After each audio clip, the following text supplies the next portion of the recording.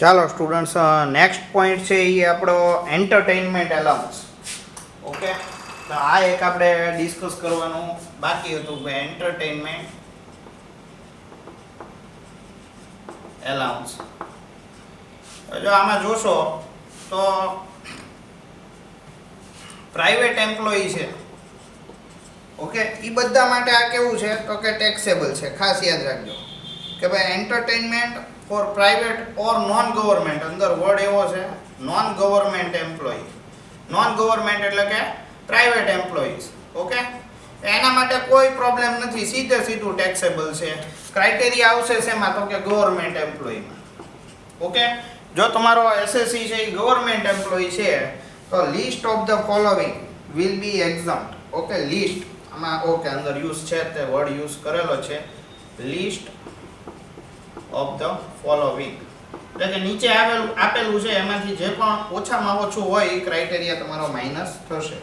First of all 5000 rupees એટલે કે 5000 રૂપિયા.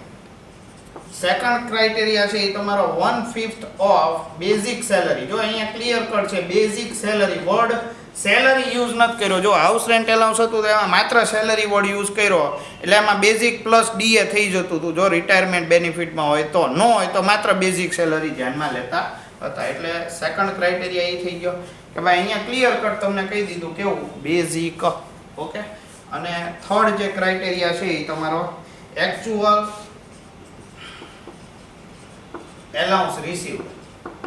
ઓકે, એટલે એક્ચ્યુઅલ એમાઉન્ટ રિસીવ્ડ જે થઈ હોય આ ત્રણમાંથી જે પણ લિસ્ટ હોય એ તમારે ધ્યાનમાં લેવાનું છે. લગભગ આનું બહુ ઓછું આમ પૂછતા હોય છે એક્ઝામમાં, પણ છતાંય આપણને ક્રાઇટેરિયા છે એ ખબર હોવી જોઈએ કે ભાઈ કદાચ એન્ટરટેનમેન્ટ એલાઉન્સ આવી જાય અને જો એસએસસી ગવર્મેન્ટ એમ્પ્લોયી હોય તો આ ત્રણ ક્રાઇટેરિયા મુજબ એ એક્ઝમ્પ્ટ થઈ શકે છે. ઓકે, એની ઉપર એને ટેક્સ ભરવાનો રહેતો નથી.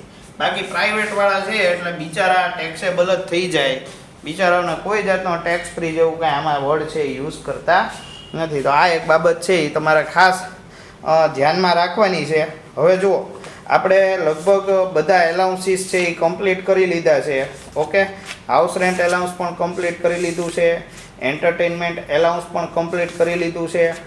હવે આનો કોઈ આમ બહુ સિમ્પલ ક્રાઇટેરિયા છે. જો આમાં ત્રણ વસ્તુ તમને આપી કે ભાઈ 5000, 1/2 ઓફ બેઝિક સેલરી અથવા તો એક્ચ્યુઅલ એલાઉન્સ રિસીવ્ડ, જે પણ એમાઉન્ટ આવી, છતાંય આગળ સમ કોઈક જગ્યાએ આવતો હશે તો એમાં આપણે એ કવર કરી લેશું. બાકી આનો કોઈ પ્રેક્ટિકલ સમ છે એ સ્પેશિયલી અલગથી તો આમ તો હાઉસ રેન્ટ એલાઉન્સનો નથી પૂછાતો, કારણ કે આમ તો બધું કમ્બાઇન્ડ થઈને જ આવે, પણ ક્રાઇટેરિયા છે એ તમારા ધ્યાનમાં રહેવો જોઈએ. એટલે આપણે આ વિડીયો બનાવ્યો છે. ઓકે, ચાલો.